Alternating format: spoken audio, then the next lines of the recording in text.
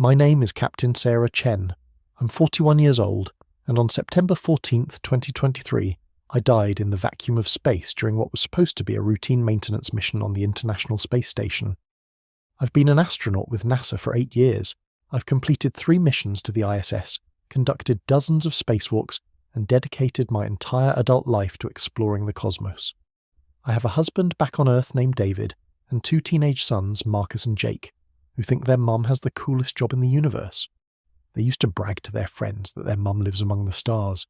They had no idea that those same stars would nearly become my grave. The mission started like any other. We were tasked with replacing a faulty communications array on the station's exterior. It was supposed to take 4 hours, maybe 5 at most. Commander Rodriguez and I had done this type of repair dozens of times. The procedures were routine, the equipment was tested, and everything looked perfect on the ground. Mission Control had given us the green light, and we were confident this would be just another successful EVA. Extravehicular activity, for those who don't know the jargon. I remember floating in the airlock going through the final systems checks with Rodriguez. The Earth was rotating slowly beneath us, this beautiful blue marble suspended in the infinite darkness. I'd seen that view hundreds of times, but it never got old. Every sunrise from space feels like witnessing the birth of the world all over again. The aurora danced across the polar regions like God's own light show. In that moment, I felt so grateful to be there, to be one of the few humans who gets to see creation from that perspective. We depressurized the airlock and opened the hatch to space. The silence out there is absolute. Not the kind of quiet you experience on Earth where there's always some background noise. This is complete, perfect silence, where the only sounds you hear are your own breathing and heartbeat echoing inside your helmet. It's both peaceful and terrifying at the same time. The repair was going smoothly. Rodriguez was handling the primary connections while I managed the backup systems. We were about 2 hours into the EVA when it happened. I was reaching for a tool from my equipment tether when I felt something give way. At first, I thought it was just the normal resistance you feel when working in a bulky spacesuit. But then I realized my safety line had somehow become disconnected from the station. In space, there's no up or down, no sense of falling like you'd have on Earth. You just start drifting, and once you start drifting away from the station, there's nothing to grab onto, nothing to push against. The physics are unforgiving. I was floating away from the ISS at about 2 meters per second, which doesn't sound like much, but in the vacuum of space, it might as well have been the speed of light. Rodriguez's voice crackled through my comm system. "Sarah, your tether is loose. Can you activate your SAFER unit?" The SAFER is our emergency propulsion system, basically a small jetpack that can push you back to the station if something goes wrong. I reached for the controls, but when I tried to activate it, nothing happened. The system was completely dead. Mission Control was frantically running through emergency procedures, but I could hear the growing panic in their voices. Without the SAFER unit working, there was no way to get back to the station. I was drifting further and further away, watching the ISS become smaller and smaller against the backdrop of Earth. The irony wasn't lost on me. I was surrounded by the infinite beauty of the universe, but I was completely alone and running out of time. My oxygen supply was good for maybe 6 more hours, but that wasn't the real problem. The real problem was the cold. Space isn't just cold, it's the absence of heat entirely. Even with my suit's heating systems running at full capacity, I could feel the temperature starting to drop. My fingers and toes were going numb first. I tried to stay calm, to think through possible solutions, but deep down I knew this was it. I was going to die out there, floating in the endless darkness between Earth and the stars. The thought of David and the boys watching this unfold on the news feeds was almost unbearable. How do you explain to 2 teenagers that their mum died doing what she loved most? About 3 hours into my drift, my suit's heating system started to fail. The cold was unlike anything I'd ever experienced. It wasn't like being outside in winter. This was a cold that seemed to seep into my bones, into my very soul. My breathing became laboured, and I could feel my heart rate slowing down. The medical monitors in my suit were probably sending all kinds of alarms back to Mission Control, but there was nothing anyone could do. I closed my eyes and tried to think of home. I thought about the last conversation I'd had with David before launching. He'd made me promise to be careful, to come home safe. I thought about Marcus's last basketball game, how proud I'd been watching him play. I thought about Jake's science fair project about the solar system, how excited he'd been to have an astronaut for a mom. Then everything started to fade. My vision became tunneled, and the cold seemed to retreat into something almost warm. My breathing became shallower and shallower until finally it stopped altogether. The last thing I remember was the complete silence of space and the distant glow of Earth slowly rotating beneath me. But then something impossible happened. I was still in space, but I wasn't in my spacesuit anymore. I was floating freely in the vacuum, but I could breathe. I could see everything around me with perfect clarity. The colours were more vivid than anything I'd ever seen.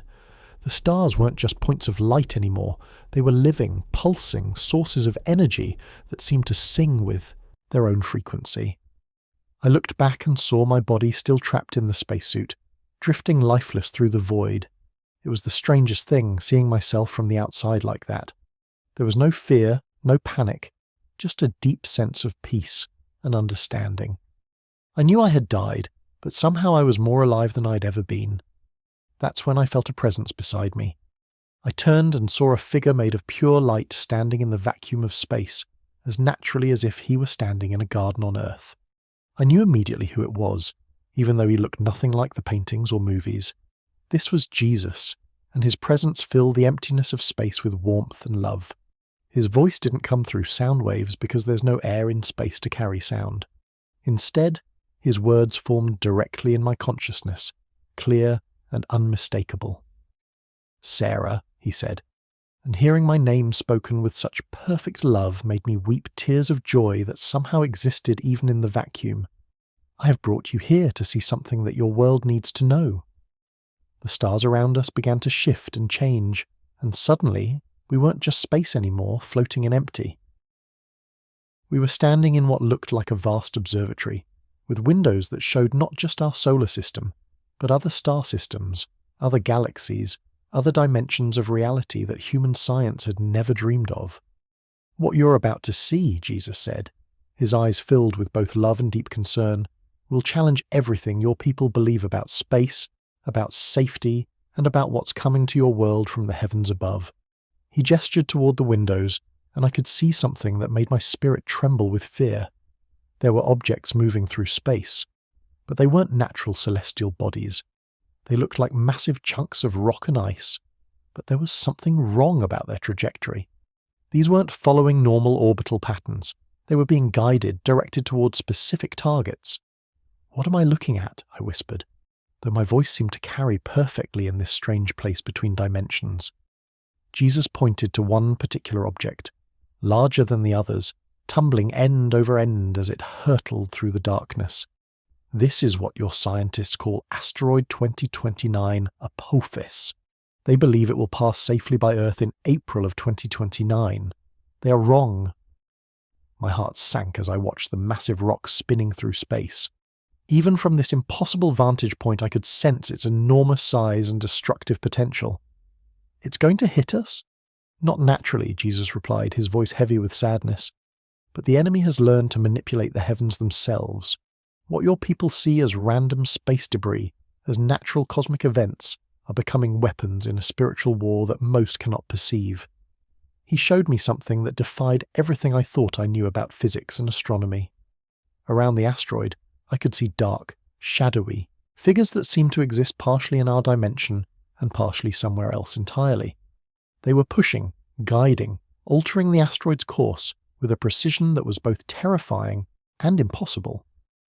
"These are the principalities and powers that the Apostle Paul wrote about," Jesus explained.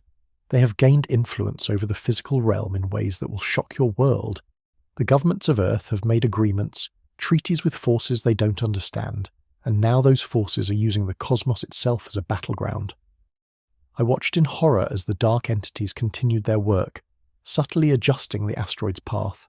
The changes were tiny, microscopic, but over the vast distances of space, those tiny adjustments would have catastrophic results. "How long do we have?" "Less than 6 years," Jesus said. "But this is not the only threat coming from above. Show me more." The scene shifted, and I could see other objects throughout the solar system. Comets that should have been following predictable paths were being nudged off course. Chunks of debris from the asteroid belt were being gathered and aimed like bullets at Earth. Even more disturbing, I could see artificial objects, things that clearly weren't natural, hiding in the shadows of larger asteroids. There are those among your leaders who know about these artificial objects, Jesus continued. They've been in contact with the beings who created them for decades. They believe they're making deals for advanced technology, for power, for solutions to Earth's problems. But they're being deceived. I saw flashes of underground facilities, secret meetings between world leaders, and beings that definitely weren't human. These creatures looked similar to what people describe as grey aliens, but there was something fundamentally evil about them, something that made my soul recoil even in this protected space with Jesus. The technology they've shared isn't meant to help humanity, Jesus said. It's meant to make Earth defenseless when the time comes. Your military systems, your satellites, your communication networks, they all have hidden vulnerabilities built into them. When the attack comes, humanity will be blind and helpless. Attack? My voice was barely a whisper. You mean invasion? Jesus nodded gravely. The asteroid impact is meant to soften the target, to create chaos and desperation. When your people are struggling to survive, when governments have collapsed and infrastructure is destroyed, that's when the real invasion begins. They'll present themselves as saviors, as the answer to humanity's crisis. Many will welcome them with open arms. He showed me scenes of Earth after the asteroid impact. The destruction was beyond anything I'd ever imagined. Entire continents were on fire. Massive tsunamis swept across coastlines, destroying everything in their path. The sky was dark with dust and debris, blocking out the sun for months. Billions of people were dead or dying. And then, just when it seemed like the end of the world, ships began descending from space. They were beautiful, almost angelic in their design, with lights that pulsed like heartbeats. To the survivors huddled in the ruins of civilization, these ships looked like salvation itself. The beings in those ships will claim they've come to help, Jesus said. They'll have solutions for the environmental damage, healing technologies for the injured, food and shelter for the homeless. They'll say they've been watching humanity for millennia, waiting for the right moment to reveal themselves and guide us into a new age of peace and prosperity. I watched as the ship's occupants emerged. They were tall, graceful, with an otherworldly beauty that was almost hypnotic. When they spoke to the crowds of desperate survivors, their words carried a power that seemed to bypass rational thought and speak directly to people's emotions and desires. But this is all deception, Jesus continued. These beings are not from distant planets. They are the fallen angels, the demons who are cast out of heaven. They've been preparing for this moment since the beginning of time, learning to manipulate matter and energy, creating the illusion of advanced alien civilization. The truth hit me like a physical blow. The UFO phenomenon, all the sightings and encounters people have reported for decades. Preparation, Jesus confirmed, conditioning humanity to accept the idea of benevolent beings from space. When the deception reaches its climax, most people will be psychologically prepared to accept their new saviors without question. He showed me more scenes from this terrible future. The surviving humans were being gathered into cities, beautiful, gleaming metropolises that seemed like paradise compared to the devastation outside. But I could see the truth that the residents couldn't. These cities were prisons. The technology that seemed so beneficial was actually changing people, altering their DNA, their consciousness, their very souls. They're creating a hybrid race, Jesus explained. Part human, part something else. The people in those cities think they're being elevated, evolved into something greater. They don't realize they're losing their humanity, their connection to me, their very souls. I saw children being born in these cities who looked human but weren't quite right. Their eyes held an intelligence that was ancient and cold.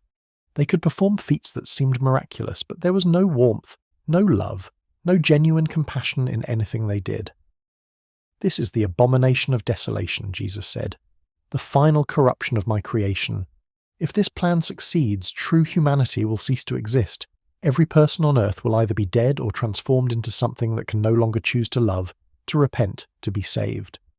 The weight of what I was seeing was almost unbearable. Is there any hope? Can this be stopped? For the first time since we'd begun this vision, Jesus smiled. There is always hope. That's why you're here, Sarah. That's why you had to die and come back. Someone needs to warn them. But who's going to believe an astronaut talking about spiritual warfare and alien deception? They'll think I suffered brain damage from oxygen deprivation.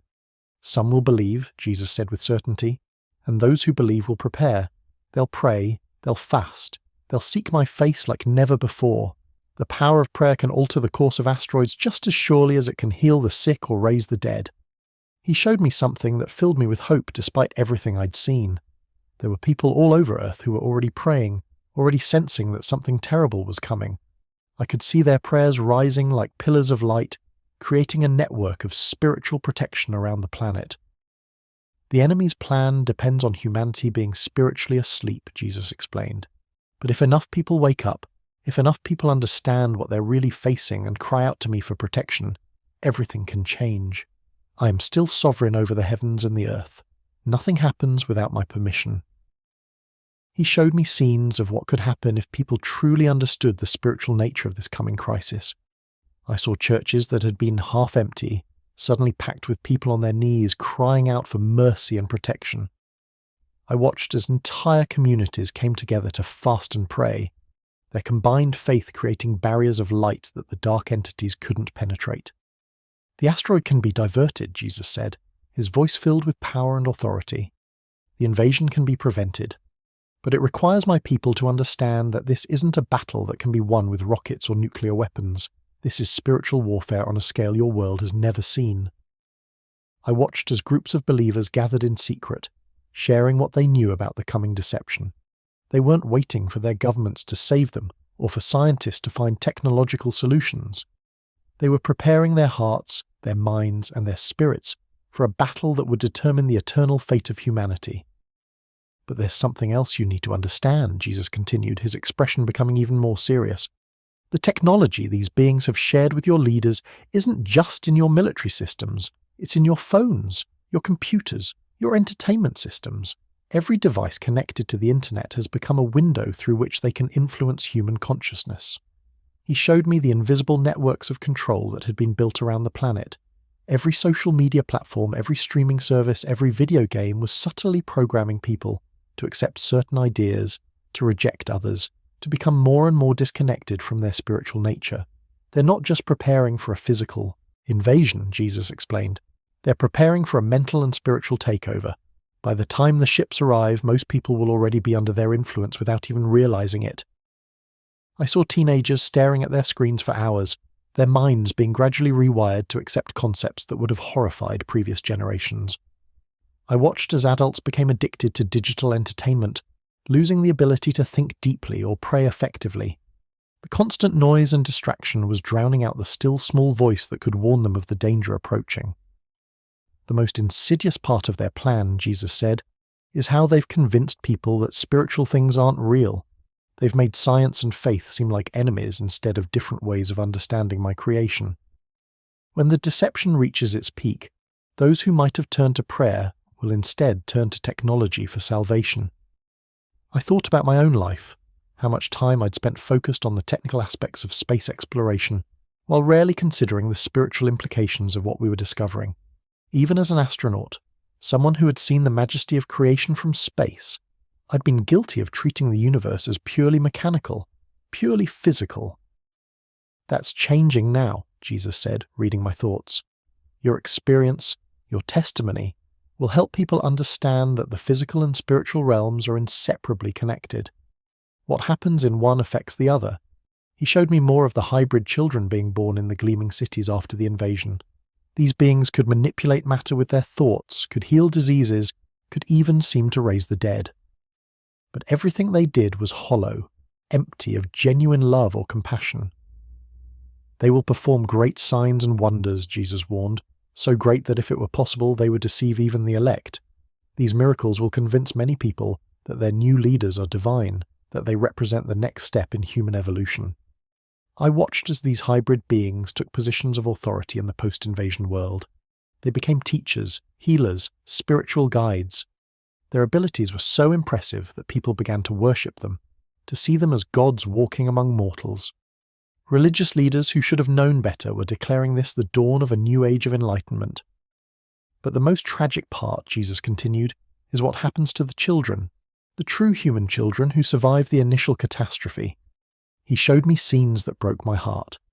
Human children being taken from their parents and brought to special facilities where they were promised they would be made better, stronger, more capable.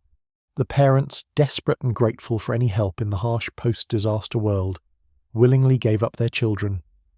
In these facilities, the children underwent procedures that were presented as medical treatments, but were actually something far more sinister.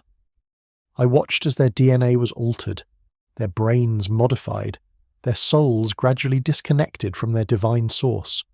They remained conscious throughout the process, but their capacity for genuine love, for moral choice, for relationship with God was systematically destroyed. These children become the perfect servants, Jesus said, his voice heavy with grief. They retain human appearance and intelligence, but they lack free will. They cannot choose to love me because that capacity has been surgically removed from their spirits. The horror of it was overwhelming. Not only was humanity being physically destroyed, but the very thing that made us human, our ability to choose between good and evil, was being eliminated. The survivors weren't just being conquered, they were being transformed into something that could never again choose salvation. Lord, I cried, how can people prepare for something this massive, this deceptive? How can they protect their children from technology they don't understand, from beings that can manipulate reality itself? Jesus placed his hand on my shoulder and I felt strength flow through me.